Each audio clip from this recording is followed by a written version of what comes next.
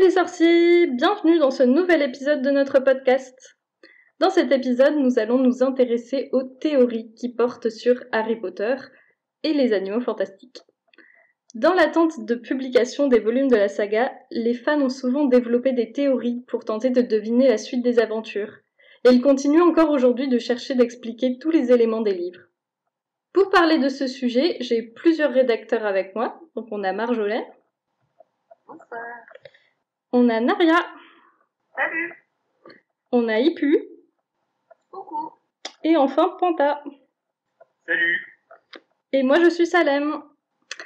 Et également avec nous, si vous ne le savez pas, en nous soutenant sur Tipeee, vous pouvez venir discuter avec nous. Et aujourd'hui, on reçoit Eana, donc une des tipeuses. Bonsoir. Et donc on a quelques questions pour te présenter. Déjà, dans quelle maison tu es à Poudlard? Je suis une Gryffondor. Ouh. Mais une vraie Gryffondor, pas juste Gryffondor parce que c'est cool d'être à Gryffondor. Harry ou Hermione, c'est le côté bourrin de la maison et pas toujours très fin, etc. qui me plaît. Donc voilà. Les Gryffondors, ils sont bourrins. C'est cool parce que c'est une espèce un peu en voie de disparition, j'ai l'impression, les vrais Gryffondors. C'est une catastrophe, hein. Ils se font rétamer à chaque fois. Hein, donc C'est vrai. Quel est ton patronus? Sur Pottermore, c'est un chat ragdoll. Et du coup, bon, bah, j'aime bien ce genre de chat, mais en général, je pars sur le lynx. À l'origine, j'avais pris un lynx. Mais voilà. Ouh. On reste sur les félins. Quoi. Question compliquée, quel est ton tome préféré? Mon tome préféré, c'est le 3e. Ouais. Ouais, de loin, vraiment de loin. C'est clairement mon préféré. Et enfin, avec quel personnage de la saga tu t'entendrais le plus? Je pense que j'allais dire Luna, mais en vrai, je suis pas sûre de vraiment m'entendre avec elle, parce que mon avis, c'est trop différent quand même. Je mettrais bien Newt Scamander, en fait, ouais. Ouais. Ou Lavande Brown. Mais Lavande Brown, parce que juste de mon côté, c'est juste l'interprétation que j'ai fait du personnage. Donc du coup, ça compte pas.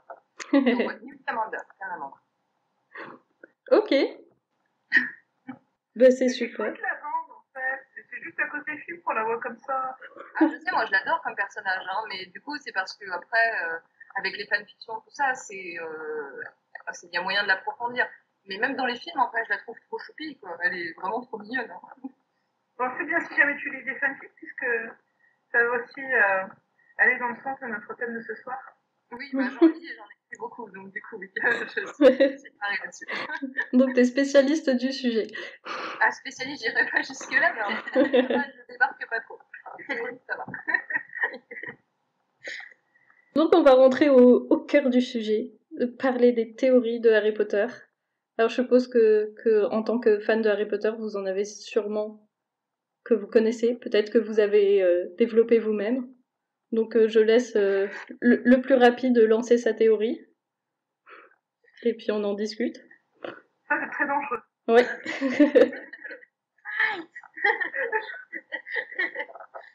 Non, moi, je vais peut-être juste commencer avec Ah oui. ma théorie sur les théories, en fait. Métathéorie.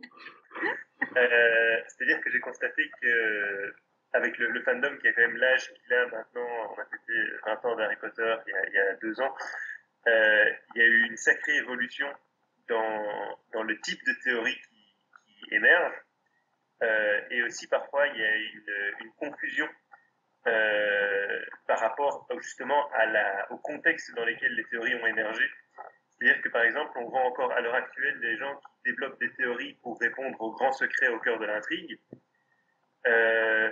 mais sans se rendre compte qu'en fait, quand J.K. Rowling a dit il y a un grand secret au cœur de l'intrigue qui doit être dévoilé, elle l'a dit au moment de la sortie du tome 5. Et que donc le grand secret, il a été dévoilé dans le tome 7, c'était l'amour de Rogue pour Lily. Et que donc, à l'heure actuelle, il n'est plus nécessaire de développer une théorie pour essayer de répondre au grand secret au cœur de l'intrigue, parce que le secret, il est connu. Mais les gens se rendent pas compte, en fait, que la déclaration, elle a eu lieu avant la sortie du dernier tome. Et donc, déjà, ça c'est une chose importante, c'est quand on parle de théorie, parfois il faut essayer de se demander dans quel contexte elles ont émergé, quel était leur but. Parce qu'il y a vraiment les théories qui étaient les théories prédictives, qui devaient essayer de prédire la fin de la saga.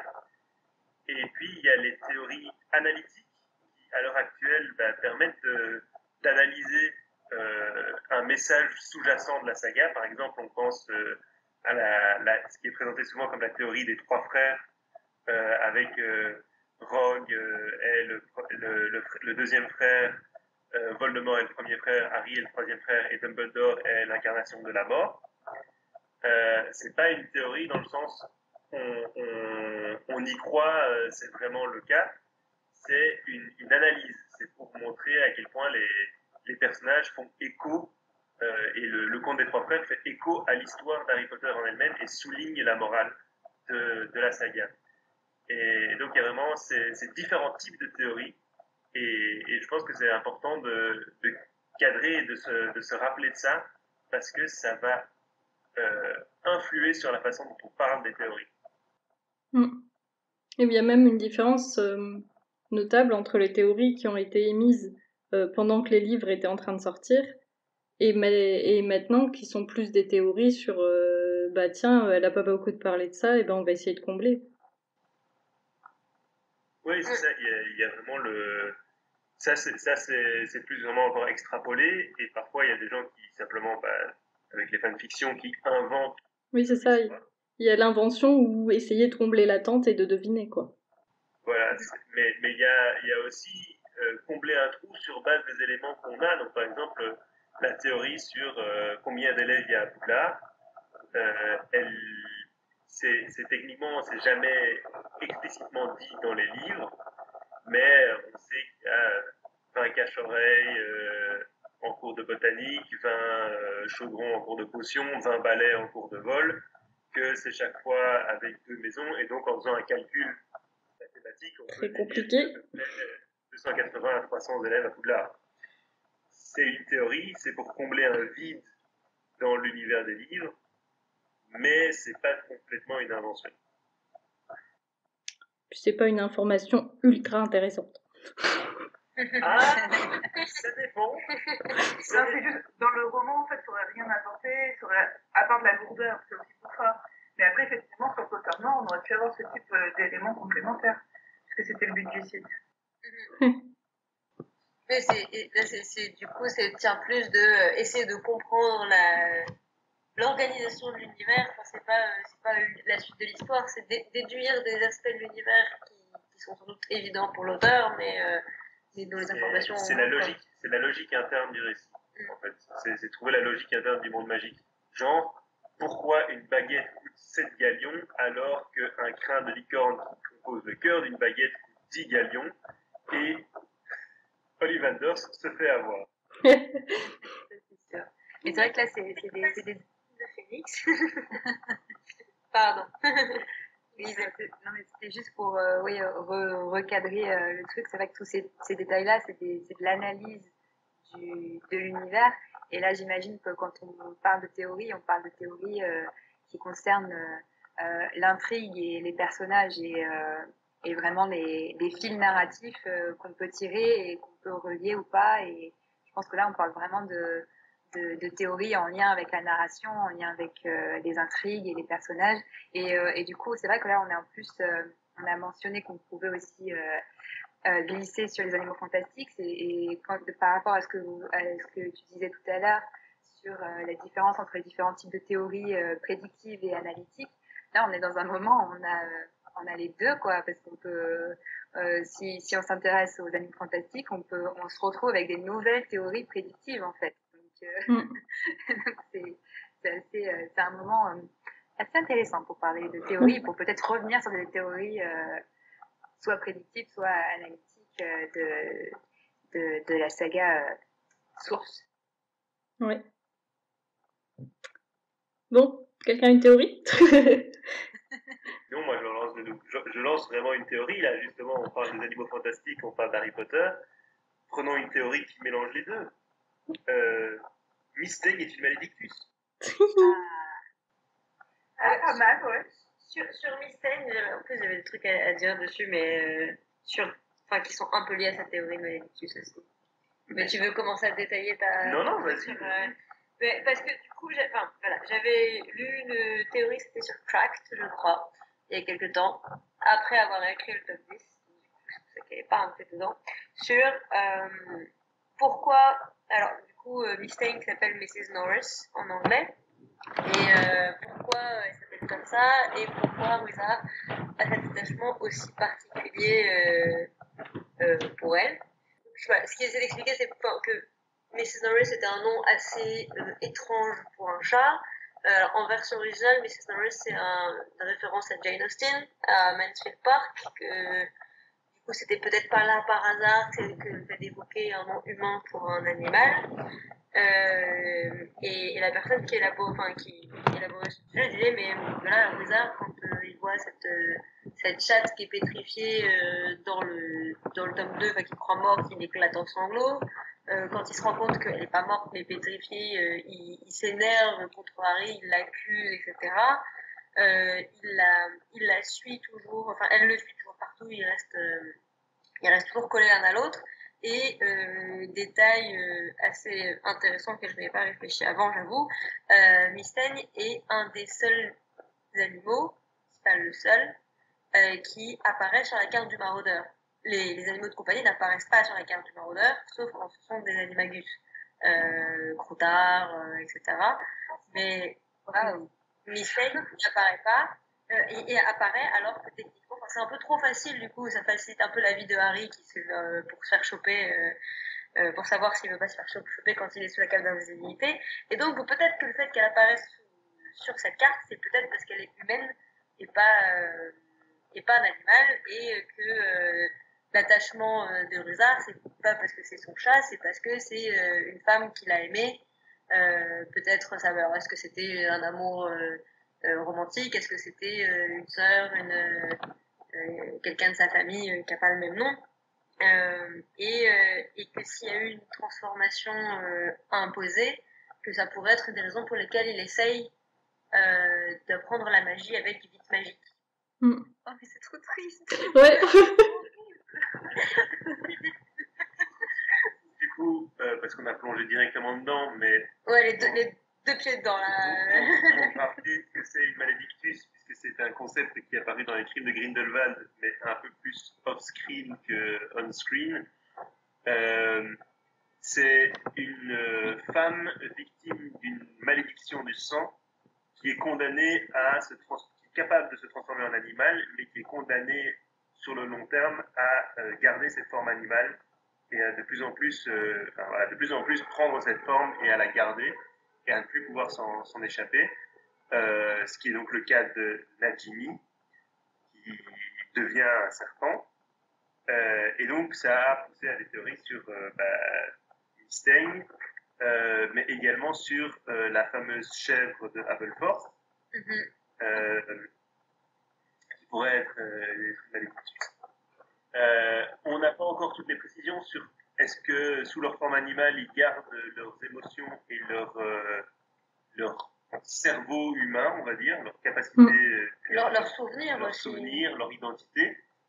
Mais donc voilà, donc ça c'est pour juste recadrer ce que c'est une malédictus.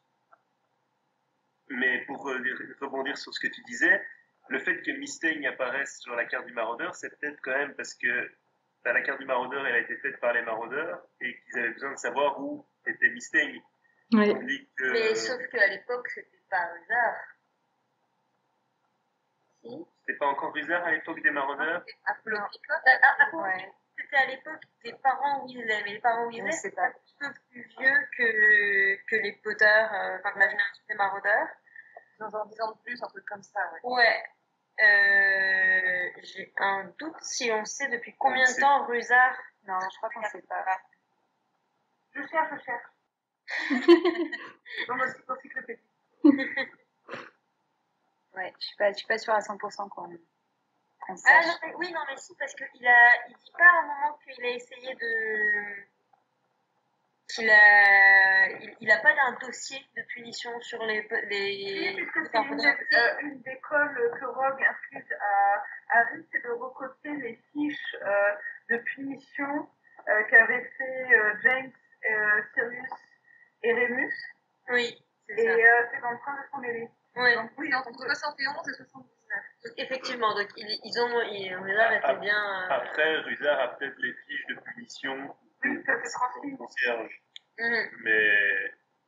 Mais bon, enfin voilà, c'est une possibilité, mais c'est sûr que sans savoir à quelle date Rusard est arrivé, et donc sans savoir si Mystaigne était déjà l'ennemi numéro 1 des maraudeurs, on peut s'imaginer que si elle apparaît sur la carte. Et puis, est-ce que Mystaigne a toujours été là aussi à Poudlard? On ne sait pas non plus dans quelle mesure les deux ont toujours été indissociables non plus.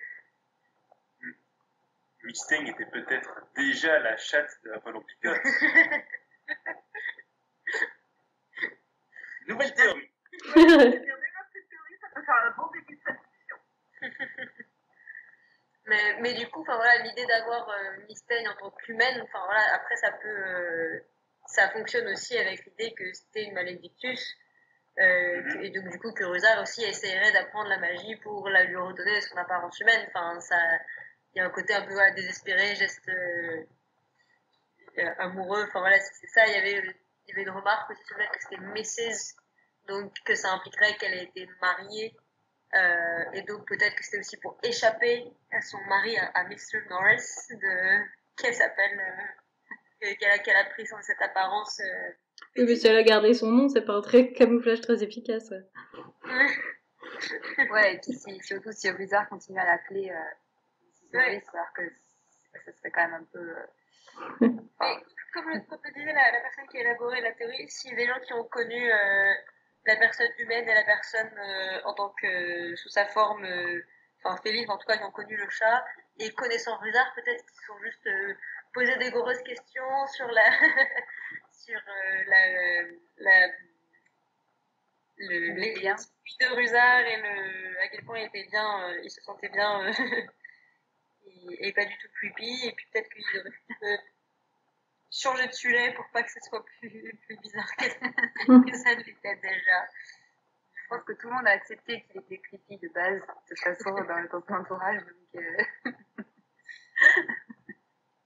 Mais non, voilà, c'est quand même une théorie qui, du coup, on verra si elle se confirme. Hein, si on découvre dans les Animaux Fantastiques 5 une Miss Norris humaine et une chèvre Double Force humaine. Ça sera le dernier plan. Goodbye, Mrs. Pour la révélation sur Maggie, déjà, on n'a pas traumatisé plus d'un. C'est qui ça? Donc voilà, donc c'était la première théorie. Alors, je sais pas si on continue parce que j'ai l'impression qu'il y a plein de théories en lien avec des transformations en animal, des liens de. Enfin, je sais pas, mais il y en a pas mal. Et si on veut continuer sur les animaux fantastiques, je veux juste. Alors, je sais pas si c'est ma préférée, mais c'est la dernière dont j'ai eu connaissance de théories en lien avec les animaux fantastiques. C'est à propos de Dumbledore, Albus, son petit nom.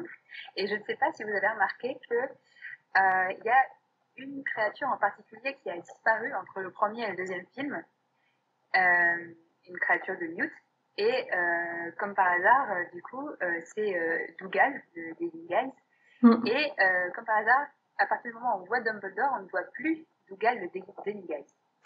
Est-ce que ce ne serait pas une seule et même personne? Dumbledore ne serait pas...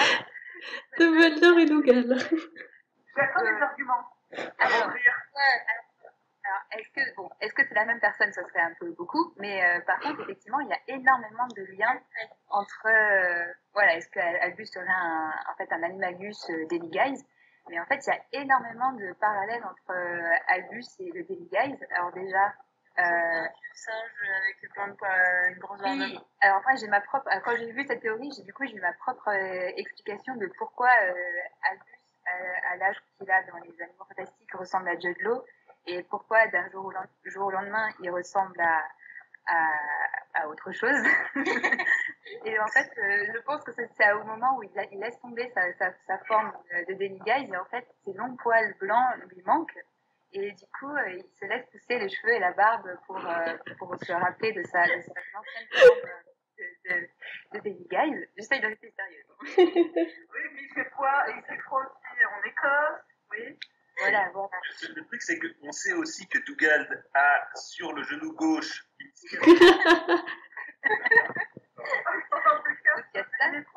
Mais par contre, plus sérieusement, il y a la capacité de Dumbledore à devenir invisible. Oui.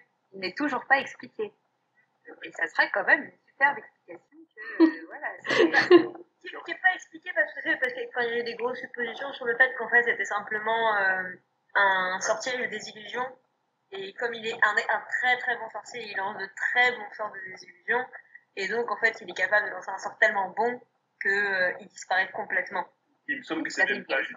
Il me semble même pas que c'est une théorie. C'est que ça a été expliqué. Que ça a été... confirmé. C'est Rowling qui a dit que Dumbledore utilisait un sort de désillusion.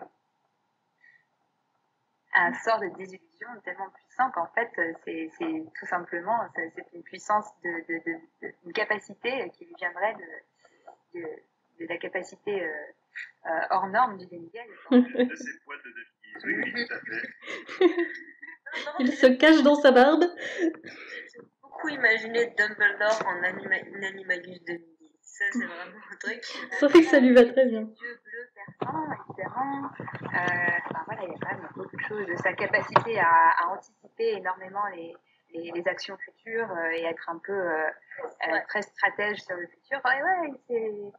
C'est intéressant. Ben, il y avait une autre théorie sur Dumbledore aussi qui disait que Ron et Dumbledore étaient la même personne. Et que en fait Dumbledore serait revenu pour aider Harry sous la forme de Ron. C'est l'inverse. C'est Peut-être du coup, c'était avant le tome 7. Enfin, je crois que elle est sortie avant le tome 7, cette théorie-là, avant qu'on ait des infos sur le passé de Dumbledore, je crois. Oui. Mais j'en verrai. Oui, c'est une théorie assez ancienne. Mais c'est l'inverse, en fait. C'est que, Oui, c'est Ron qui... Enfin, Ron et Dumbledore sont une seule et même personne, et Dumbledore est revenu... il est revenu sous la forme de... sa forme magie. Je confirme que J.K. Rowling a déclaré le 30 juillet 2007 que Dumbledore lançait des sorts de désillusion tellement puissants qu'il le rendait invisible. Oh là là. Certes. Elle en démord pas. Puissant, ça peut vouloir dire... Après, J.K. Rowling n'est pas une contradiction et un changement d'idée près. Donc... Voilà. Du coup, pour revenir sur Dumbledore, c'est l'idée que voilà, il y a une dimension parallèle où Voldemort n'est pas encore vaincu, et donc Ron Weasley remonte dans le temps et prend l'identité d'Albus Dumbledore afin de guider Harry pour... Ce qui ne prend pas du tout en compte le fonctionnement du retournement de temps. Non. Mais ça aurait dû être ça, Curside, en fait, plutôt que d'inventer un truc. Ils auraient dû prendre cette théorie-là de Ron Dumbledore et voilà. Expliquer Ron Dumbledore. Mais voilà, juste pour dire cette théorie, comme on évoquait la cicatrice de Dumbledore, elle est notamment basée sur le fait que Dumbledore dit avoir une cicatrice sur le genou gauche et Ron se fait une cicatrice sur le genou gauche quand Sirius le traîne au sol et le mord. Et que donc ils ont tous les deux une cicatrice sur le genou gauche. Ce qui est quand même un emplacement très spécifique. Il y a le fait qu'ils sont roux. Il y a le fait qu'ils sont roux, il y a le fait qu'ils ont tous les deux des yeux bleus. Il y a leur amour pour les bonbons, enfin les sucreries. Comme Dougal. Comme Dougal, c'est pas faux. En fait, Ron et Dougal. Non, mais c'est la précédente théorie. The Holy Trinity. Mais il y avait ça, il y avait aussi le fait, enfin voilà, comme Dougal, le fait que Dumbledore anticipe énormément de choses, mais du coup, si effectivement il a fréquenté Harry en tant que meilleur ami dans toute sa jeunesse, voilà, et qu'ils ont passé 7 ans dans le même dortoir, c'est sûr que ça aide un peu pour bien connaître Harry et pour mieux comprendre, enfin, s'il est revenu dans le temps, ça aide aussi à avoir une petite idée de ce qui peut se passer et pour anticiper un peu les choses. Et donc, quand il embrasse Hermione, c'est pour donner le change. Je comprends pas trop, du coup, parce que... Ce que j'allais dire, ce qui a fait effondrer cette théorie, c'est du coup l'annonce que Dumbledore est gay, en fait, puisque aux dernières nouvelles, Ron ne l'est pas. Donc... il ne le sait pas. C'est pas tellement ça, c'est simplement toute l'histoire de Dumbledore avec Ariana, avec Aberforth. Oui, Parce que c'est un détail, personne n'a parvenu à prouver qu'Aberforth était en fait Charlie Weasley. Et qu'Ariana était Ginny qui était venue dans le non. Donc en fait, elle repose surtout sur des éléments physiques, quoi. Et puis des choses qui pourraient se retrouver sur plusieurs personnages, genre Athènes a un grain de beauté sur l'épaule gauche. Oui, c'est ça. Moi aussi, j'ai une cicatrice sur le genou gauche. À ce que je sache, je ne suis pas Dumbledore. Est-ce qu'il est enfant? Non, pas du tout. Bref, mais effectivement, comme disait Eana tout à l'heure, c'était une théorie qui était venue avant le tome 7. Et donc, à l'heure actuelle, voilà, se demander si Ron Dumbledore est une vérité, est un fait ou pas, ça n'a plus aucun sens. Mais c'est une théorie c'est assez fantastique de se plonger dedans. On va pas faire de mauvais jeu de mots. De se replonger dans ces idées-là de théorie des fans à l'époque. Mais enfin, moi, ce que j'aime le plus dans ce type de théories qui sont, qui étaient des théories prédictives qui se sont avérées fausses, c'est pas la théorie en elle-même, c'est à quel point, ça se base sur une analyse de plein de petits éléments à chaque fois. Celle-là, c'est pas la plus approfondie, mais il y a quand même plein de petites choses. Il y avait aussi le fait que quand Dumbledore il se dit qu'il se voit dans le miroir de Rizel, il se voit avec une bonne paire de chaussettes à la main, et Molly Weasley, elle est toujours en train de s'inquiéter de l'état des chaussettes de Ron, de lui laver ses chaussettes, etc. Il y a un peu la nostalgie de sa maman qui s'occupait bien de ses chaussettes. Voilà, c'est des petites choses, mais je trouve que c'est ça qui est intéressant, c'est à quel point tu peux aller chercher dans une œuvre pour essayer de comprendre et d'en extraire des informations intéressantes pour établir une théorie, pour établir ce genre de choses. Donc voilà, je trouve ça toujours un peu dommage quand les gens disent oui, mais c'est nul, on sait que c'est ridicule comme théorie, on sait que c'est pas vrai. Oui, on sait que c'est pas vrai, mais c'est pas pour autant que la démarche était ridicule. Comme la théorie sur les trois frères, même vraie ou fausse, elle est quand même très belle, parce qu'elle se base sur des détails des personnages et elle révèle une partie de leur personnalité. C'est comme la théorie des liens fraternels que j'aime beaucoup, entre Hermione et Harry. Bah vas-y, présente-la, tant que tu y es. Vous me corrigerez, d'accord? Donc en fait, la théorie serait que Hermione, donc il y a presque un an de plus qu'Harry, puisqu'elle est du 19 septembre, il me semble, ou c'est ça, ouais, 19. Et Harry, donc, c'est de fin juillet, donc ils ont presque un an de différence. Et donc Lily et James auraient eu un premier enfant qu'ils auraient caché, parce que ils se savaient poursuivis par Voldemort. Et donc, cet enfant aurait été confié à des modules pour être élevé, et donc serait la sœur de Harry. Et donc, ce lien qui unirait permettrait à Harry d'être préservé par le sortilège du sang, qui est celui qui le fait quand même rester chez son oncle et sa tante, parce que sa tante est censée le préserver. Et donc, cette théorie se base sur le fait que quand Hermione est présente, il n'arrive rien à Harry. En gros, il est tout le temps préservé par ce sortilège. Et on le voit entre autres dans les reliques de la mort, quand Ron s'en va entre autres, Hermione reste parce que elle le sait pas, mais en tout cas quand elle est présente, il reste beaucoup moins de choses à Harry. Panta était un grand défenseur, fervent défenseur de la TLF, donc je crois que la TLF. La TLF, la théorie du lien fraternel. Et là, vous ne pouvez pas le voir, mais je suis en train de me brosser la barbe comme un vieux au coin du feu. C'est la prêt à raconter son histoire. Je parle d'un temps que les moins de 25 ans ne peuvent pas connaître. Ils ne sont pas du tout concernés. Le tome 7 en ce temps-là n'était pas encore sorti.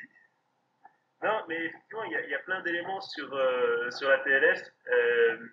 Ça a expliqué aussi la lueur de triomphe dans le tome 4 de Dumbledore, parce que c'était l'idée que du coup, euh, Voldemort n'avait pas compris pourquoi il pouvait toucher Harry dans le cimetière de Little Hamilton. C'est parce que Hermione n'était pas présente, et pas du tout parce que en prenant le sang de Harry, il avait éliminé la protection. Euh, ça a expliqué pourquoi Hermione passait tant de temps en vacances chez les Weasley avec Harry, plutôt que de passer du temps avec ses parents. Et même pareil au Square Grimoire, elle revient à Noël alors qu'elle est censée passer des vacances avec ses parents, etc. Chaque fois, pour une raison ou une autre, on arrive à la ramener là où se trouve Harry. Euh, et ça expliquait aussi pourquoi Lupin, qui aurait été dans le secret, ne permettait pas à Hermione de faire face à son épouvantard lors du cours de défense contre les forces du mal face aux épouvantards. Du coup, ça serait ça pourquoi Parce que par peur que l'épouvantard ne représente en fait Harry se faisant tuer ou ne révèle d'une manière ou d'une autre son lien avec Harry. Okay. Donc ça serait dans l'idée que Hermione savait ou alors qu'inconsciemment elle le sait quelque part. Hermione était au courant. C'était que Hermione était au courant et que certains professeurs, enfin que certains proches de l'ordre du Phénix étaient au courant, donc McGonagall, Lupin, potentiellement Dumbledore, Sirius, Dumbledore, parce que Dumbledore avait tout manigancé. Sachant que ça partait aussi sur l'idée que entre la mort des Potter et l'arrivée de Hagrid avec Harry à Privet Drive, il y a la journée, il y a 24 heures qui s'écoulent, et que donc, en fait, ces 24 heures, ça avait permis à Dumbledore de se rendre sur place, de récupérer Hermione, d'envoyer ensuite Hagrid, parce qu'il savait que Hagrid est un grand bavard, et qu'il allait donc raconter qu'il avait trouvé Harry seul dans les décombres, que tous les autres étaient morts, qu'il n'y avait plus les autres, qu'il n'y avait que Harry, et que donc, en fait, envoyer Hagrid permettait aussi en capitalisant sur le fait que c'est un grand bavard, qu'il allait tout balancer, de couvrir les traces de Hermione, puisque Hagrid allait répandre l'histoire que Harry était le seul survivant dans cette maison. Et donc, voilà, il y avait tous ces éléments qui poussaient donc à penser que peut-être le grand secret au cœur de l'intrigue était le lien de fraternité entre Hermione et Harry. Il y avait le fait que lors de leur première rencontre dans le Poudlard Express, Hermione se précipite un peu sur Harry, elle connaît déjà tout de lui, parce qu'elle a déjà étudié tout, mais voilà, elle a déjà étudié tout ce qu'il y avait à savoir sur son frère, en fait. C'était sa curiosité de découvrir son frère qui l'avait poussé à ça. Pour casser cette théorie au final. Pardon? Qu'est-ce qui viendrait contredire cette théorie au final, maintenant qu'on a tout? Le fait que finalement ça n'a jamais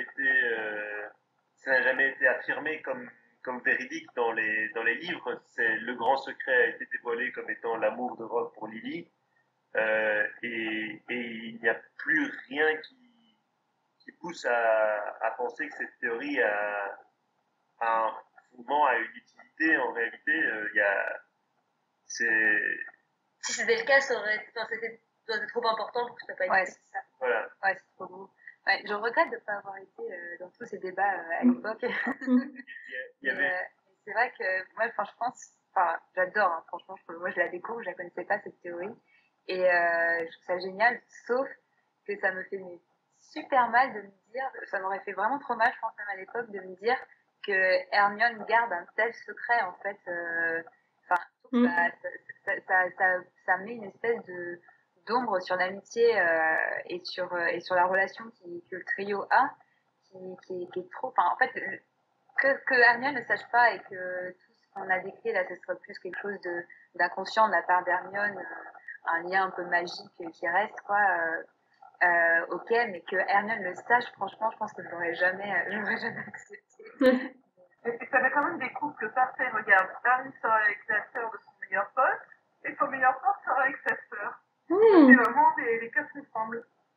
Mais c'est vrai que même si j'aimais beaucoup les arguments, mais je trouve que l'amitié entre Harry et Hermione est très belle et du coup essayer de la justifier ou de trouver un lien supplémentaire était pas, c'est pas indispensable. Mais c'est vrai qu'à nouveau c'était une théorie, il y avait les critères, quelques critères physiques qui rentraient en jeu. Enfin, il y avait le fait que Harry comme Hermione, ils ont tous les deux quand même les cheveux un peu rebelles, même si c'est pas le type de cheveux. On sait que les ressemblances entre les parents sont très importantes chez Rowling. Enfin, on a Harry qui ressemble beaucoup à James, les Weasley qui se ressemblent, Drago qui ressemble à Lucius, etc. Les Aberforth qui ressemblent à Dumbledore. Et Hermione, Harry, il voit les parents et elle n'est jamais décrite comme ressemblant à ses parents. Il y avait les initiales aussi, puisque le premier nom de famille de Hermione, ça devait être Puckle, et c'était aussi un des arguments sur le symbolique, la symbolique d'Hermione, parce que du coup, ils auraient tous les... Harry dans les brouillons de J.K. Rowling, Hermione était dans un premier temps nommée Puckle, Hermione Jane Puckle, et donc elle avait comme initiale HJP comme Harry James Potter. Et en plus, il y a le fait que Puckle, c'est une petite arme cachée. Enfin, il y avait un peu cette signification, une arme secrète. Donc, son nom était en lui-même, c'était... Elle est l'arme secrète. Elle est l'incarnation du nom, et comme les noms ont une immense signification quand même à chaque fois dans Harry Potter, ça correspondait tout à fait au... Mais peut-être que dans un premier temps, c'était le but, et puis... J'allais te le dire. Ouais, c'est ce que j'étais en train de penser aussi. Ça se trouve, elle l'avait vraiment en tête au début, et puis après, elle s'est dit non, ça avait trop Star Wars. Ça, c'était l'argument qui revenait souvent pour être contre la TLF, c'était non, ça ferait trop comme Star Wars. Et ben pourquoi pas? Oui, non, mais ça aurait été différent quand même, parce qu'il y aurait eu quelque chose derrière qui était, qui correspondait quand même à toute cette idée qu'elle a gardée de cette magie spéciale de l'amour et du lien protecteur qu'elle a gardé finalement, qu'elle a depuis le début et qui est au cœur de toute la saga, et finalement elle a voulu le laisser juste avec cette figure de la mère plutôt que peut-être qu'elle avait au début cette idée de sœur, et puis finalement non, mais un jour on pourrait peut-être lui poser la question. Il y a une théorie aussi qui a passé long feu avant la sortie des derniers bouquins et même des films. C'était sur qui était le réel père de Harry. Pareil, si vous êtes trop jeune, vous n'avez pas pu l'entendre celle-là. Ça vous dit rien? Moi, je ne sais pas de théorie là-dessus parce que pour moi, c'était vraiment... On répète tellement souvent que Harry est le portrait craché de James que j'ai pas souvenir d'avoir eu d'autres théories. Non, que ça aurait pu être Rogue en fait. Et que Lily aurait eu une aventure avec. Et qu'en fait, un des secrets, c'était justement... effectivement, la ressemblance physique faisait que ça cassait le truc. Mais avant que même les premiers films sortent, les tout premiers bouquins, il y avait quelque chose là-dessus. Moi, ce que j'avais entendu justement, mais qui était en lien avec la TLF, c'était que Rogue était le père de Hermione. J'ai lu trop de fanfics. que du coup, Lily avait eu une aventure avec Rogue, qu'il y avait eu Hermione, et puis qu'il y avait eu Harry, et que c'était une autre raison encore de cacher Hermione, c'était qu'elle était la fille d'un mange-mort, et que donc Voldemort aurait été encore plus... que ça aurait été encore plus un argument pour Voldemort d'essayer de la retrouver. Donc, j'avais jamais entendu... c'est une espèce de, on va dire, de variante sur cette même lignée, quoi, mais parce qu'il y avait plein de choses qui pouvaient venir se greffer sur cette TLF. Donc effectivement, Rogue, père de Harry, je pense que ça n'a pas dû faire long feu. Mais après, Rogue lié à Harry d'une manière ou d'une autre, tout cas dans une aventure avec Lily. Et puis après, c'était les gens qui avaient bien deviné qu'effectivement Rogue et Lily étaient liés d'une certaine manière, puisque au final, le grand secret au cœur de l'intrigue, c'était que Rogue était amoureux de Lily. Tam, tam, tam.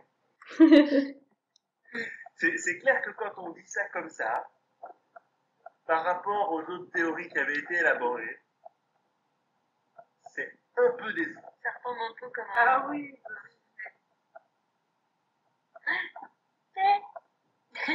Bon, bah voilà, au revoir. Non, mais ce qu'il y a, c'est qu'après, il y a des analyses qui viennent encore maintenant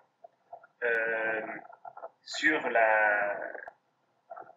le rôle en fait symbolique paternel de Rogue envers Harry, et qui sont des analyses qu'on parle au niveau analyse littéraire, au niveau universitaire. Symboliquement, c'est de Rogue que Harry apprend tous ses sortilèges clés.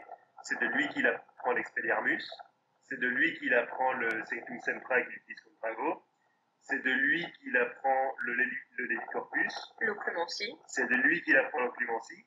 Ah, le cousin, il l'a appris. Pardon, j'avais pas... Non, il est censé apprendre l'Occlumencie. Oui, l'essentiel en potion également, et on se rend compte qu'il l'a retenu en fait. Bah, il a quand même, en 5e année, il dit finalement, il se rend compte qu'il a réussi à prendre des trucs en potion, parce qu'il passe ses buts, c'est juste qu'il aime pas avoir Rogue sur le dos qui le surveille, mais Oui, il a retenu. qu'il arrive à concocter ses potions correctement, donc c'est que quelque part, il a retenu quelque chose. Et du coup, symboliquement, effectivement, Rogue a un rôle de père dans le sens de la transmission du savoir que presque aucun autre personnage masculin n'a dans la saga. Enfin, Sirius, il n'a pas vraiment le temps d'occuper ce rôle. C'est Lupin qui peut être là le plus sur les détraqueurs. Ouais, il y a Lupin qui vient après. Mais donc, Dumbledore, évidemment. Symboliquement, on peut considérer effectivement Rogue comme un des pères de Harry.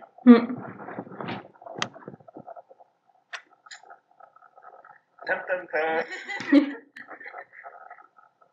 J'étais en train de lire celle sur Hélène Prince. Enfin, Prince. En parlant de Rogue. Ouais. Ah oui, Hélène J'aime Prince beaucoup et Irma Prince, c'est ça. Parce que je l'ai utilisé pour une fanfic en plus. Quelqu'un veut expliquer, du coup, présenter cette théorie. Non, J'en avais entendu parler, mais je ne saurais pas l'expliquer, à part que, voilà, Madame Jeans et Aileen Prince seraient la même personne, à part ça. En gros, ça repose, je crois que j'avais compris que ça reposait sur le fait notamment que Irma Prince, c'est l'anagramme de I'm a Prince. Et du coup, c'est pour ça qu'il y avait plein de gens après le tome 6 qui s'étaient dit que c'était un peu comme Tom le Dusor dans le tome 2, avec le fait qu'avec cet anagramme, on comprend son identité, et donc c'est la mère de Rogue, et qu'elle veille sur lui à Poudlard, elle le surveille un peu, ce genre de choses, mais j'étais pas allée plus loin sur de cette théorie. ça va un peu plus loin. Vas-y. Effectivement, il y a ça, mais après, en fait, il y a toute l'idée que, enfin, Madame Prince, c'est quand même un personnage qui est ultra secondaire à Poudlard. Elle apparaît 2-3 fois par tome de temps en temps, et qu'en fait, à chaque fois qu'elle apparaissait, il y avait toujours un miroir entre ce que fait Rogue et ce que fait Irma Prince. Il y a toujours un parallèle. Enfin, il y a un moment où Rogue, je sais plus dans quel tome c'est, mais il hurle à Harry de quitter son bureau. Je pense que dans le tome 5, justement ça, quand Harry rentre dans ses souvenirs, et quelques chapitres genre juste après, il y a Madame Pince qui chasse Harry de la bibliothèque. Je me demande si c'est pas parce qu'ils ont reçu les chocolats de Molly avec pour Pâques, ou enfin voilà, il y a quelque chose comme c'est ce moment-là. Et donc en fait, toutes les actions, enfin, Madame Pince étaient extrêmement similaires à celles de Rogue. On pouvait vraiment il y a vraiment un parallèle, et quand ça se faisait juste après ou juste avant, quoi, au niveau du récit, il y avait ça, et il y avait les descriptions aussi de leur façon d'être, la description physique, quoi, le fait qu'ils aient le nez crochu, la façon de fondre sur les gens aussi. Donc il y avait vraiment une question d'attitude assez antipathique aussi. Et donc il y avait... Leur tête de chauve-souris. Ouais. Et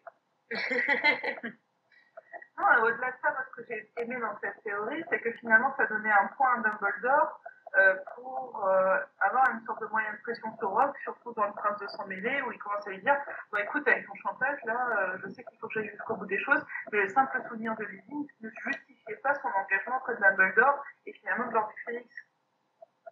Et c'est ça qui permettait aussi d'appuyer le fait que, en fait, Dumbledore, en cachant sa mère dans la bibliothèque, permettait aussi de lui dire bah, tu sais quoi, je préserve ta maman, c'est mignon, mais derrière, tu fais un peu ce que je te dis, quoi. Ouais, mais il y avait un peu ça, il y avait aussi l'idée que, comme Rogue avait quitté les. D'une certaine manière, les mange-morts, vraiment, il y avait comme avec son rôle un peu d'agent double, mais a priori, il semblait l'avoir quitté, il avait donné l'impression qu'il avait quitté, qu'il avait renoncé à servir Voldemort. Du coup, c'était aussi un moyen de la protéger. Et donc, du coup, de protéger, pour pas qu'ils s'en prennent. Pour pas que Voldemort s'en prenne à Aileen Prince, la cacher à Poudlard, sa identité, c'était un moyen de la protéger, mais du coup, c'est un moyen d'avoir un petit moyen de pression sur Rogue. Donc, et ça pouvait aussi expliquer pourquoi Dumbledore faisait confiance à Rogue à tout prix. Parce qu'il sait qu'il il est au courant de ça, c'est lui qui aurait manipulé tout ça, et donc il avait un moyen de savoir que la véritable allégeance de Rogue était pour Poudlard et pour Dumbledore, et pas du côté de Voldemort. Ça, c'est un très bon argument. Et c'est ce que tu disais, le fait qu'il planquait la mère de Rogue dans la bibliothèque. Du coup, je comprends tout à coup pourquoi Hermione planque son retourneur de temps dans une bibliothèque aussi, dans Cursed Child. En fait, elle a appris des meilleurs. Valeur dans les bibliothèques. T'es en train de dire que la mère de Rogue est un objet de valeur? Oui, c'est bizarre comme... À partir du moment où ça a un moyen de pression, quoi. Bon, ils sont tous les deux aussi détestables, donc moi, c'est le seul argument que je retiens.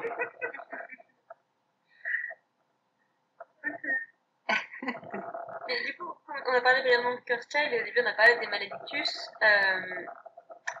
Une des théories, quand même, dont on n'a pas parlé au niveau des Maledictus, c'est Astoria Greengrass, qui est la femme de Drago dans Cursed Child, et où c'est dit que, elle meurt d'une maladie du sang, ou d'une malédiction. Blood curse. Et sans qu'on en sache vraiment plus. Bon, la famille Greengrass, c'est pas vraiment une famille qu'on connaît dans Harry Potter, elle est mentionnée, mais les personnages n'ont pas vraiment droit à un développement. Et donc, il pourrait y avoir ce type de malédiction dans la famille, et qu'en fait, elle est peut-être pas vraiment morte, c'est juste elle est transformée à jamais en animal. Et parce que oui, il y a même des théories sur ça. Il y a des théories. C'est une théorie, elle est tout seule. Qui est une théorie, elle est tout seule. En fait, les gens ont du temps à perdre.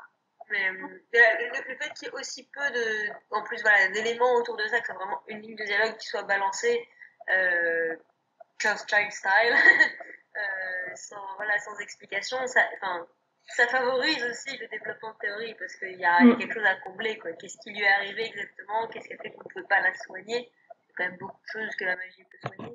Comme la myopie. Oui. J'ai reçu un high five.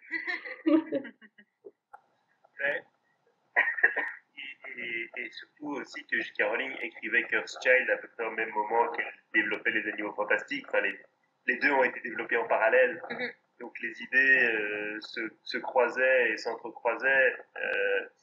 Oui, parce que par exemple, Daphné, qui est la sœur d'Astoria, aurait dit ça fait Queenie. Hey! Et je suis pas sûre. Je l'avais lu sur Pottermore. Ah bon? Faut pas croire tout ce qu'on lit sur Pottermore. Je sais que sur Pottermore, il y a effectivement des éléments qui rappelle les animaux fantastiques. Et justement, du coup, de nouveau, ça nous rappelle à quel point les animaux fantastiques, Cursed Child et Pottermore ont été développés en parallèle. C'est dans la Coupe du Monde de Quidditch 2014, rédigée pour Pottermore par J.K. Rowling. Il y a par exemple dans l'équipe américaine un joueur de Quidditch qui s'appelle Quentin Kowalski. Kowalski étant le nom de Jacob Kowalski et Quentin étant un nom qui commence par Q comme Queenie. Et américain comme Queenie aussi. Et Jacob, mais Jacob étant moldu, nommage, s'il a engendré une descendance magique, il doit y avoir une sorcière dans l'affaire. Voilà. Donc effectivement, ça nous rappelle à quel point, et du coup dans ces mêmes textes, effectivement, donc le nom envisagé pour Daphne Greengrass était Queenie Greengrass. Bon, c'est encore un lien. Mais du coup, dans les mêmes textes de 2014, Pottermore, il y a la cicatrice. Rita Skeeter mentionne le fait que Harry a une nouvelle cicatrice sur la joue. Cicatrice qui arrive à Harry dans Cursed Child. À un moment, il retourne et Hermione lui dit tu t'es fait une nouvelle cicatrice, et il dira il ira bien avec la première. Ce qui est intéressant parce que clairement, quand les textes ont été développés en même temps, on sait que J.K. Rowling a voulu glisser une allusion à ça. Mais en même temps, la Coupe du Monde 2014 se déroulait en 2014 et Cursed Child se déroule en 2019 et donc Harry a une cicatrice. Ça, c'est pas le sujet. En 2014, il se fait en 2019. Voilà.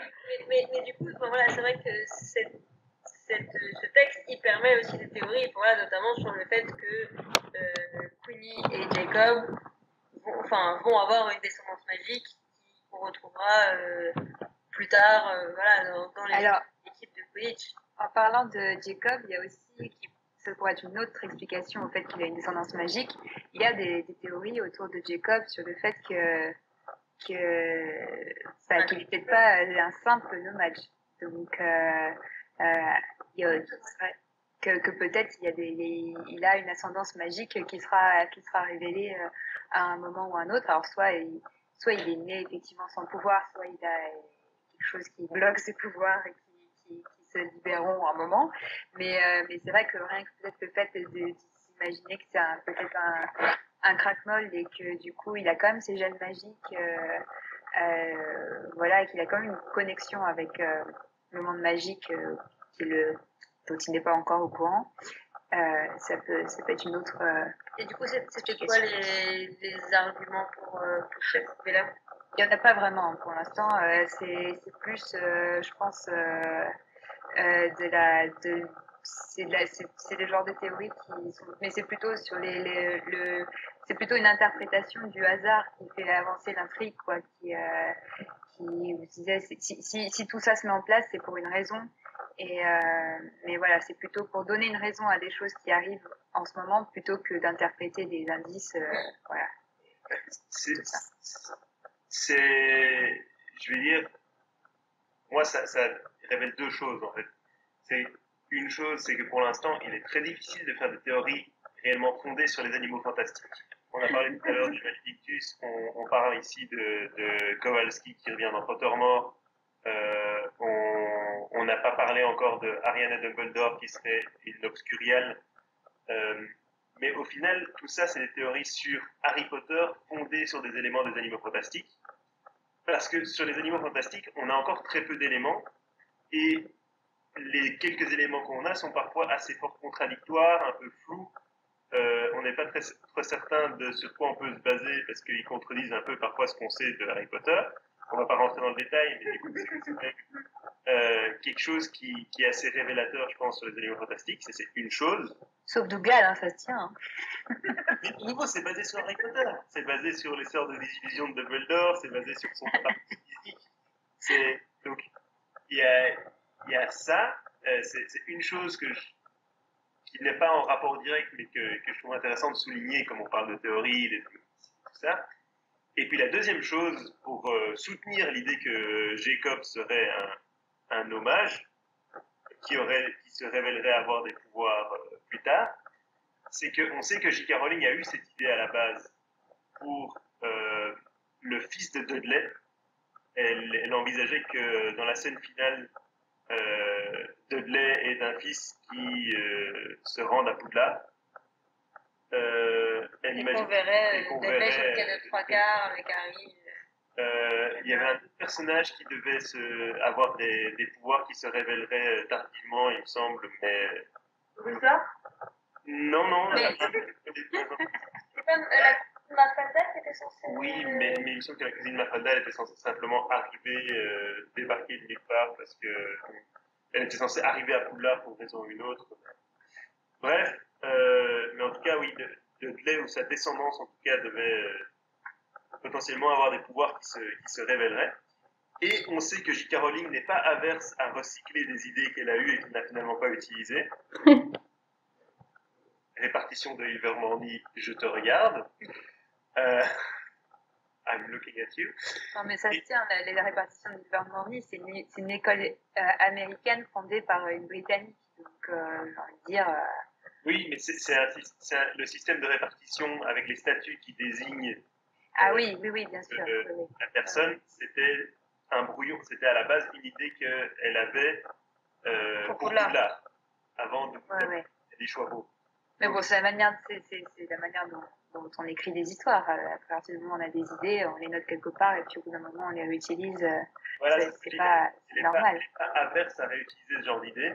Elle n'a pas utilisé pour Dudley l'idée d'un moldu ou d'une descendance moldue qui se dévoile qui finit par avoir des pouvoirs. Donc, pourquoi ne l'utiliserait-elle pas pour Jacob Kowalski? Après, la différence, c'est que Dudley, on sait qu'il vient d'une famille où il y a eu des gènes magiques, puisque sa mère c'est Pétunia et que, les parents de Pétunia, il y avait des gènes magiques quelque part, puisque Lily était une sorcière. Alors que pour l'instant, la famille de Jacob, on la connaît pas du tout, et donc on n'a pas vraiment d'historique à ce niveau-là. Moi, je trouve que dans ces pâtisseries qui sont tellement délicieuses, il y a quelque chose. Quand même. Mais voilà, bon, là on est vraiment dans l'extrapolation pure. Là on n'est plus dans la théorie, c'est de l'extrapolation.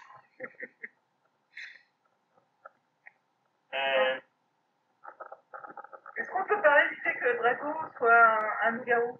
Elle me perturbe, celle-là. On peut parler de cette théorie. Alors, petit aparté, moi j'ai appris cette théorie dans le dernier épisode d'Astic quand Alix l'a balancée de manière totalement anodine. Et j'étais genre, je suis revenue, Pareil, je la trouve vraiment tirée par les cheveux. Ah, mais j'aime bien. Hein. C'est une théorie que j'aime beaucoup en fait, parce que je la trouve très très pertinente et cohérente et fouillée en fait, parce que il y a beaucoup de, il y a des théories comme ça qu'on balance un peu des fois comme ça, on se dit ah mais si il y avait ça, mais là je trouve que c'est vraiment une théorie qui se repose sur énormément d'éléments et c'est là pour moi que c'est le plus brillant en fait en termes d'exercice Vas-y, raconte. Juste avant, parce qu'il y a eu ça, le fait aussi que ce soit un vampire. On a eu les deux à un moment. Ouais, c'était surtout Rogue vampire. Ouais, c'était surtout Rogue, ouais. Mais parce que tu vas avoir la description physique dans les arguments du loup-garou, où on a aussi dit que ces arguments-là étaient valables pour un vampire. Mais bon, vas-y. Ouais. L'idée c'était au moment de l'ordre du prince de sang mêlé, quand on a cette rencontre au début chez Madame Guipure, donc on a Drago qui va se refaire faire une petite garde-robe et qui est espionné par Harry, Ron et Hermione, et il montre, Madame Guipure le pique ou lui fait une remarque et je ne sais plus le détail, et il la menace en montrant quelque chose sur son bras. Et Harry est persuadé, et ça va être son combat pendant tout le tome, c'est que Drago est devenu un mange-mort, etc. Et donc, en fait, ce qu'il aurait montré à Madame Pure, c'est sa marque des ténèbres, tout simplement. Mais il y a quand même, il y a Ron qui le fait remarquer, mais Voldemort recruterait jamais des mange-morts aussi jeunes, etc. Et donc, il y en a qui ont supposé qu'en fait, c'était pas une marque des ténèbres, mais que c'était une morsure de loup-garou, et que Drago aurait été mordu par Greyback pour punir Lucius, et notamment punir Lucius de l'échec de la fin du tome 5, en fait, du département des mystères, où ils ont pas réussi à récupérer la prophétie et à neutraliser en fait l'armée de Dumbledore et l'ordre du Phénix. Et en plus, ils se sont retrouvés à Azkaban. Oui, mais il y a des choses, mais même pour Voldemort, déjà, je ne fait pas avoir la prophétie. C'était et donc c'était une vengeance. Et après, en fait, il y a plein de petits éléments sur le fait qu'on voit Drago qui est de plus en plus maigre, avec des cernes, etc. Et que c'est une description, en fait, qui est très proche de la description de Lupin dans le tome 3, où on dit qu'il a toujours une allure un peu maladive, etc. Et lui, pour le coup, on sait que c'est un loup-garou, et donc, avoir ces deux descriptions en miroir, faut un peu laisser entendre que en fait voilà vous avez déjà eu ce genre de description physique auparavant, vous savez à quoi ça correspond. Il y a peut-être quelque chose ici qui se passe et que vous que vous avez déjà vu. Et donc il y avait ça, il y avait le fait qu'il se cachait aussi toujours dans la salle sur demande, donc Harry qui se demande un peu ce qu'il fait, donc ça pourrait être aussi pour s'il se transforme, ça peut être un bon endroit pour se cacher aussi, s'il a trouvé. Alors attends, il a quand même quelqu'un sous la main qui pourrait lui faire une potion de chelou quand même, pour éviter ce genre d'effet. Oui, il aurait quelqu'un sous la main. La potion de Tulou n'empêche pas la transformation. Hein. Oui, elle a mis, c'est vrai. Elle permet juste d'avoir un peu plus de contrôle. Ouais, en fait, c'est-toi un loup inoffensif, en fait. C'est surtout ça l'idée. Oui, il a peut-être envie que ses camarades de chambre se rendent compte de ce qui se passe. Je pense que dans l'idée de cette théorie, il y a aussi le film amène une certaine confusion sur les arguments. Parce qu'un des arguments, c'est que quand il rend visite à Barjo, à la visite chez Barjo et Burke, il dit à Barjo, il y a Fenrir Greyback, vous connaissez Fenrir, il viendra vérifier de temps en temps que vous faites bien ce qu'on vous demande. Dans les films, Fenrir Greyback, il est avec Drago, mais dans le livre, Drago, il est seul. Et donc, le fait qu'il mentionne tout à coup Fenrir comme une menace, comme un outil qui peut être utilisé pour menacer, etc., alors qu'il n'y a rien qui pousse à utiliser, ça pourrait être n'importe quel mange-mort, c'est, dans l'idée de cette théorie, c'est parce que lui-même, il est plus lié à Fenrir qu'on le laisse entendre, en fait. Mais dans les films, on a aussi, contrairement au livre, d'après ce que je lis, on a aussi la confirmation qu'il a effectivement la marque des ténèbres et que du coup, il lève l'ambiguïté sur le fait que ce qu'il a sur le bras, c'est bien la marque des ténèbres. Donc c'est un peu... Là, pour le coup, c'est compliqué.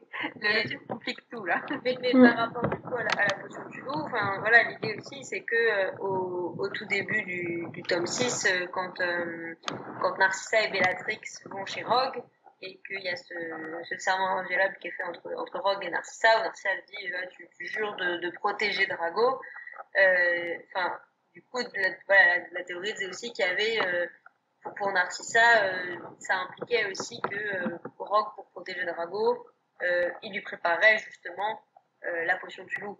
Que c'était pas juste le protéger du danger, de l'aider à accomplir la mission de Voldemort, c'était aussi le protéger de lui-même et de ce qu'il est devenu, et donc lui permettre vivre gros, sa lycanthropie de la manière la plus paisible possible. Il y a tout ça, il y a le fait que Fenrir, quand Lupin décrit Fenrir, il dit que Voldemort menace souvent justement les parents de lâcher Fenrir sur leurs enfants. Comme dit, c'est ce qui peut arriver au final. Oui. Lui-même, Lupin a lui-même été mordu par Fenrir, que Voldemort a convaincu Fenrir de se joindre à lui en lui promettant la possibilité de s'en donner à cœur joie sur la chair fraîche. Et donc en fait, toute l'idée de cette théorie, ça amène quand même une certaine, pour moi, une profondeur au personnage de Drago, parce que ça le rend beaucoup plus victime encore.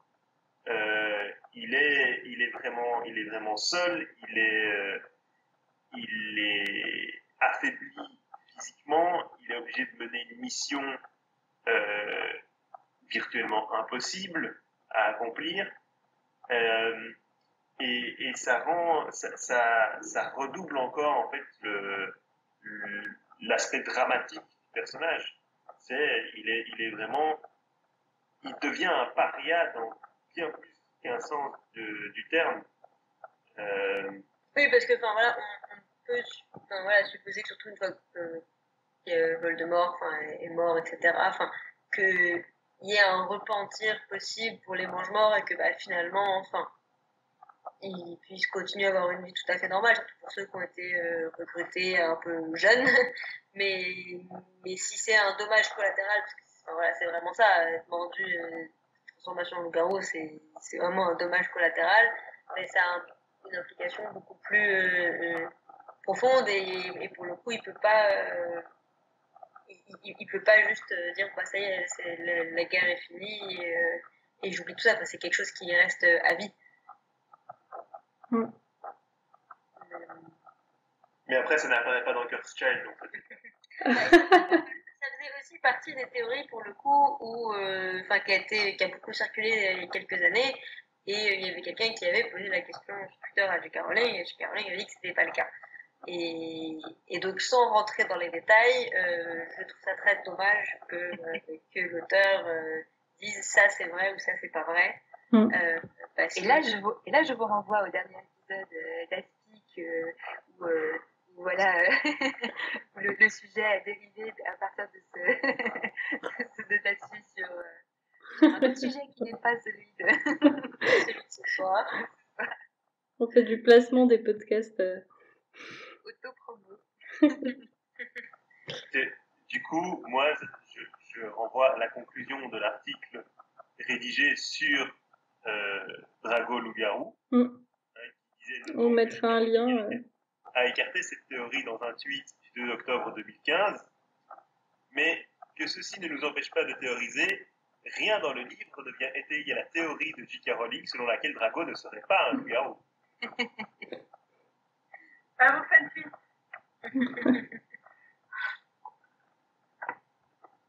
Non, mais c'est vrai que c'est une chouette. Je la découvre. Peut-être que j'en ai déjà entendu parler quand elle avait tourné justement à cette époque-là, en 2015. Mais ouais, non, c'est. Après, je pense que je préfère quand même voir l'état de Drago dans le tome 6. Je préfère le voir comme plutôt une affection mentale plutôt que physique, quoi. Je trouve que c'était une belle représentation de tout ce qu'il peut y avoir comme troubles mentaux liés à des dépressions, liés à des angoisses, des choses comme ça. Je trouvais que c'était tellement bien décrit que voilà, il n'y a pas forcément besoin de rajouter la lycanthropie pour appuyer encore plus et que la lycanthropie en elle-même, elle permet de parler d'autre chose, quoi. Mais après, j'aime beaucoup tous les arguments pour développer ça. Mais j'aime bien aussi imaginer Dragossan, donc les deux versions peuvent cohabiter dans ma tête, ça va. Donc, pour éviter d'être trop long, peut-être faire une petite dernière. Yana, tu avais quelque chose auquel tu penses Il y en avait quelques-unes en fait, mais elles sont vraiment très mineures. Je sais pas si ça va pas couper pendant que je suis en train de parler. Mais du coup, il y en avait une notamment sur le fait que les problèmes en magie de Neville venaient du fait qu'il avait une baguette qui n'était pas à lui, par exemple. Ouais. Et pareil pour Ron en fait, le fait que du coup c'est pas leur baguette. Sinon il y a l'énorme théorie, mais enfin qui est vraiment très très du coup, analytique pour le coup, le fait qu'en fait tout ce qui se passe dans Harry Potter serait dans la tête de Harry. Mais je trouve ça horrible. Non, je censure, je veux pas. C'est la théorie de la facilité, ça. Et il y en avait une sur le site de la Gazette que je trouvais très chouette, c'était le fait que McGonagall était un mange-mort. Ah, ça, j'ai jamais cru. Non, évidemment, mais il y a plein de trucs en fait, on se dit, ben, c'est vrai qu'il y a ça qui va pas, mais disons qu'il y a ça aussi. Donc celle-là, je la trouvais assez chouette. Après, en vrai, toutes les autres, globalement, les principales, vous les avez déjà citées, donc j'ai pas grand-chose à rajouter. On peut parler de McGonagall. Très très bien planté. Elle est très très douée pour le coup, vraiment. C'est vrai que... Vas-y, explique-les-nous. Alors, faut que je la retrouve en fait, parce que je l'ai lu il y a longtemps et je l'avais gardée en tête, mais j'avais plus en détail vraiment sur quoi elle repose. Il y avait le fait que elle n'a pas de vraie utilité, notamment dans le fait qu'elle n'est jamais là pour aider vraiment le trio. En gros, elle n'apporte rien dans l'idée, dans les apprentissages de Harry, elle ne lui apprend rien là où Ron va lui apprendre le coup du bézoard, de l'occlumencie, etc. Et que, alors que je en gros, Ron serait un traître. Enfin, là, en gros, il apparaît vraiment comme un traître, là où McGonagall apparaît vraiment comme une figure très bienveillante. Et en fait, l'idée, c'était que il y avait potentiellement un autre mange-mort de planqué dans Poudlard et qu'il fallait quelqu'un qui n'éveille absolument pas les soupçons. Et donc, ça aurait été McGonagall parce qu'en fait, elle fait, par exemple, elle intègre Harry dans l'équipe de Quidditch dans le premier tome, alors que c'est un sport hyper dangereux. Donc là, c'est même voilà, en termes de sécurité, tout ça, On pourrait parler d'un peu c'est elle qui donne la retenue à Harry, Neville, Hermione et Drago pour les envoyer dans la forêt interdite. Pour McGonagall, voilà. Hein. Et ensuite, oui, et à la fin, effectivement, ah oui, et c'est la scène que je trouvais très bien comme indice, c'est quand il y a Harry, Hermione et Ron qui viennent la voir à la fin du tome 1 pour lui dire qu'il y a une grosse catastrophe avec la pierre philosophale et tout ça, et qu'en fait, elle fait genre, non, mais il se passe rien, on va rien faire, et du coup, elle reste, elle donne pas du tout l'impression de pouvoir faire quoi que ce soit. Et donc ça, c'est ce qui venait étayer un peu l'idée que, clairement, elle est là pour mettre des bâtons dans les roues de Harry, mais de la façon la plus subtile qui soit, et personne ne se doute de rien.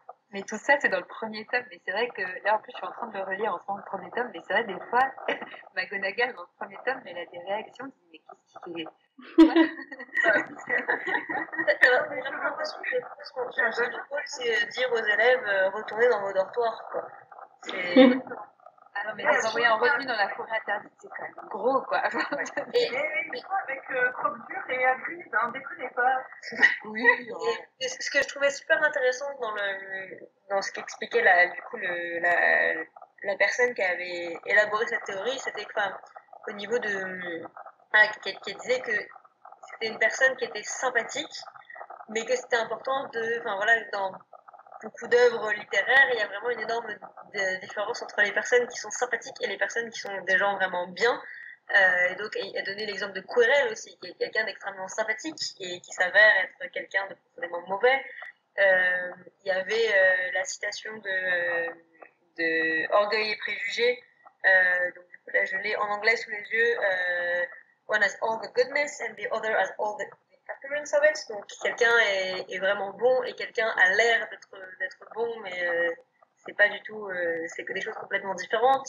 L'idée aussi, dans tout l'esprit Agatha Christie, qui est quand même quelque chose qui est très présente chez Rowling, parce que il y a toute cette construction tous les tomes d'Harry Potter sont un peu des polars à leur façon, avec leur enquête, où justement, si un personnage sait qu'il fait quelque chose de suspicieux et de dangereux, il aura en réaction le comportement le plus normal pour ne pas attirer l'attention sur lui, et c'est exactement ce que fait McGonagall. Enfin, c'est la personne qui est toujours là, qui est toujours présente, mais qui ne fait vraiment rien de concret pour aider. Enfin, voilà, on ne sait pas ce qu'elle fait pour aider l'ordre du Phénix. Je veux dire, il n'y a aucun moment où on a une indication sur, enfin, en quoi son travail sert de manière concrète et détaillée. Il y a même un truc qui va encore plus loin. Enfin, je retrouvais le truc, c'est à la fin du tome 4 avec la question de Barty Croughton. C'est elle qui est censée le garder lorsque Dumbledore descend, enfin, part avec Fudge. Et Barty Croughton se fait quand même embrasser par le détraqueur. Alors que normalement, si McGonagall était un peu, enfin, en gros, si elle était du côté de l'Empénix, elle aurait dû les empêcher d'embrasser Barty Croughton. Donc avec l'idée que si elle n'a rien empêché, c'est peut-être parce que Barty Croughton avait quelque chose à révéler sur elle, et donc elle l'a fait taire avec ça. Ou qu'il était accompagné d'Aurore qui ont empêché McGonagall de réagir. Aussi. Mais de toute façon, toutes les personnes qui ont eu un chat savent très bien qu'ils sont fourbes. Il y avait aussi le fait qu'elle enseigne la métamorphose, qui est hyper symbolique aussi comme choix de matière. Enfin, il y a aussi tous les profs de Poudlard, il y a quand même un lien entre la matière qu'ils enseignent et un peu leur personnalité. Donc c'était quand même assez symbolique aussi. Enfin, justement, en parlant du chat, il y avait cette phrase au début du tome 1, quand Dumbledore arrive à Privateer et qu'il voit McGonagall sous sa forme de chat, et on dit que la queue du chat frémit et ses yeux ses paupières se plissent, se plissent. C'est pas un signe d'un chat qui est heureux de voir quelqu'un. C'est pas une attitude de chat qui est trop choupi et trop content de voir son pote Dumbledore. Donc c'est un peu, et le fait aussi que Dumbledore, il a l'air un peu surpris de voir McGonagall ici. Donc si c'est pas lui qui l'a envoyé, qu'est-ce qu'elle fout là? Alors pour donner un peu de contexte, parce que du coup en écoutant, je me suis dit mais justement on se disait à chaque fois faut voir à quel moment ces théories ont été élaborées. Du coup j'ai retrouvé l'article qui est cité par la Gazette de la personne qui a élaboré la théorie. Donc elle date de près les reliques de près le dernier tome en fait, 2006. Voilà, donc du coup et tous les arguments s'arrêtent du coup effectivement au prince de Saint-Mêlé. Donc voilà, effectivement, le tome 7, pour le coup, on replace un peu, même si, effectivement, on pourrait se poser la question du rôle de McGonagall à Poudlard, mais bon, au final, c'est quand même, elle prend quand même la tête des défenses de Poudlard, quoi, mais pas vraiment, parce que la rébellion, on pourrait parler de rébellion, c'est pas elle qui déclenche la rébellion, quoi. Non, des défenses, quoi. Des défenses du château. Mais c'est intéressant. C'est intéressant tout ça.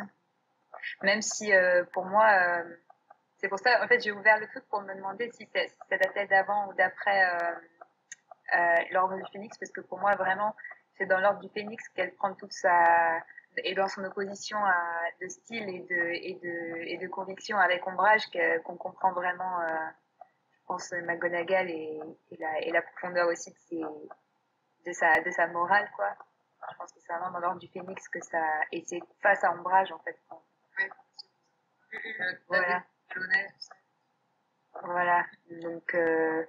mais effectivement, il y a quand même dans le développement des arguments, il y a des arguments qui sont intégrés dans l'ordre du Phénix et dans le prince de Saint-Mêlé. Donc, genre, est-ce qu'elle a jamais sauvé personne? Non, mais j'aime beaucoup les arguments, notamment du tome 1 et du tome 4. Effectivement, on se demandait si ça vraiment bien.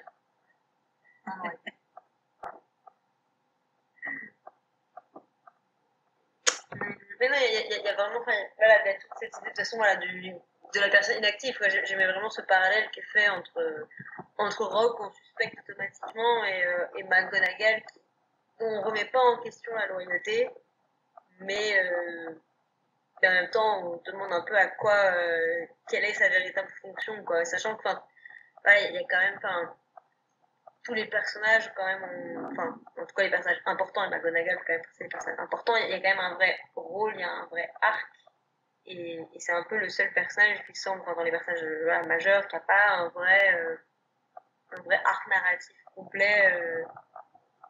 Et du coup, ils ont l'impression qu'il manque quelque chose, quoi, qu'il pourrait manquer cette révélation. Ce moment, elle se retourne avec un petit sourire sadique. Et oui, Potter, vous ne l'aviez pas prévu. Après, je suis très contente parce que je trouve que c'est un vrai personnage. Très bonne prof, juste, etc. Et c'est peut-être un peu aussi un symbole de stabilité, aussi McGonagall, que je ne peux pas vraiment dire que Dumbledore, en tant que directeur, soit un symbole de stabilité. Donc peut-être qu'il y a un peu ce côté rock, elle contre tous. Mais... D'ailleurs, c'est elle qui fait Pierre Totum Locomotor. C'était l'intervention inutile de la soirée.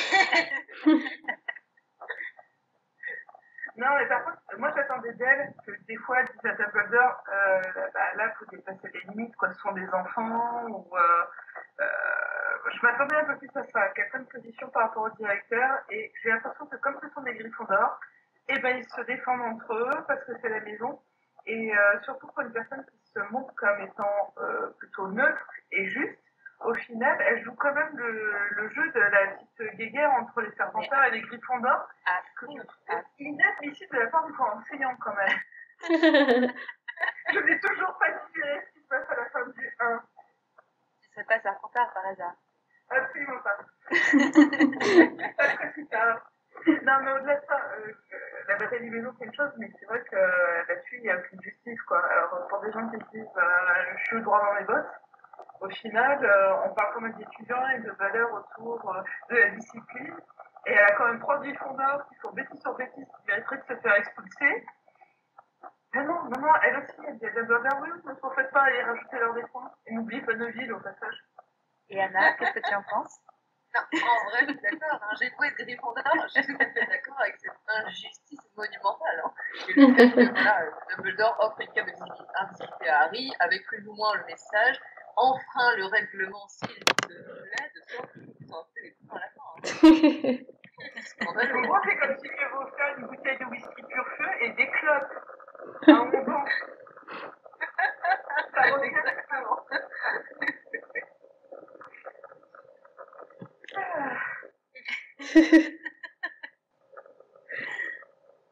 Bon, les Serpentards et les Gryffondors, on pouvait continuer. Un essai d'aigle observe la... C'est ça. On prend des notes. Tout ça, c'est ça. Non, mais je ne cautionne pas les points honteusement attribués par Dumbledore à la fin du 1. Je suis d'accord, c'est scandaleux. Hein. Serpentard, ça a quand même gagné sur le mérite. Hein. Franchement, bon, même s'il y a eu Rogue qui est passé par là pour les avantager un peu, enfin bon, à un moment, non, c'était un petit peu abusé. Oui, ils étaient quand même bien devant. Je veux dire, un seul prof ne peut pas comprendre. Oui, mais le retard énorme de Gryffondor, il a quand même tous les points que les autres ont perdus en aidant gentiment Hagrid, qui a fait quand même la pire des bourdes avec son histoire d'œuf de dragon. Donc c'était quand même un geste valeureux pour leur ami. Et voilà, et ça leur est retombé dessus grâce à une espèce de petite fouine. Voilà. Petite fouine. C'est des Gryffondors, ils réfléchissent pas avant d'agir, donc forcément, ça leur retombe sur le point. Non, attends, le but, normalement, c'est de féliciter et de récompenser ceux qui travaillent, qui ont une bonne conduite, qui ne traitent pas des heures de colle, etc. Et là, on voit le directeur qui dit, ils ont violer le règlement. Il est l'heure d'aller se coucher. Tout le monde passe leur soir. Non, mais les deux comptes se voient dédiés, donc on aura temps pour discuter. Bah, je pense qu'on peut finir sur cette belle bataille entre maisons. Qui annoncera peut-être un prochain épisode. On les laissera se battre entre eux et on enregistrera. Je devrais donner des points aux maisons pour les contributions. Non, à tous les hosts et pour ces contributions. Et du coup, on fait une battle continue, la coupe de Salut les sorciers. Voilà. C'est une majorité de sœurs d'aigle, c'est un peu t'as qu'à motiver des Serpentards. Est-ce qu'on peut avoir les auditeurs qui donnent les points, qui attribuent les points? Parce que du coup, ça peut être intéressant. Ouais. Interaction. Dites-nous en commentaire de ce podcast si vous souhaitez donner des points. rédacteur, il a fait. Faudrait qu'on rappelle nos maisons. Bah c'est facile, hein, ils se sont dénoncés ceux qui étaient Serpentard et Gryffondor. Et tous les autres, Souffle pour cette... Non, bah, du coup, on espère que toutes ces petites théories vous ont fait donner envie d'aller refarfouiller les archives. De la Gazette. On va mettre en lien dans l'article lié à ce podcast celle dont on a parlé et on vous laissera chercher d'autres dans les méandres d'Internet. et on écrit certaines. Et en écrire. Tout à fait. Mais- Et nous partager vos théories préférées en commentaire. Évidemment. Pour ce qui est du podcast, vous pouvez retrouver les autres épisodes de Salut les sorciers sur SoundCloud et iTunes. Et vous pouvez nous suivre sur les réseaux sociaux. Sachez également qu'en échange d'une contrepartie Tipeee, comme et Anna, vous pouvez nous rejoindre lors du prochain podcast. Et on vous donne rendez-vous au prochain numéro. Au revoir!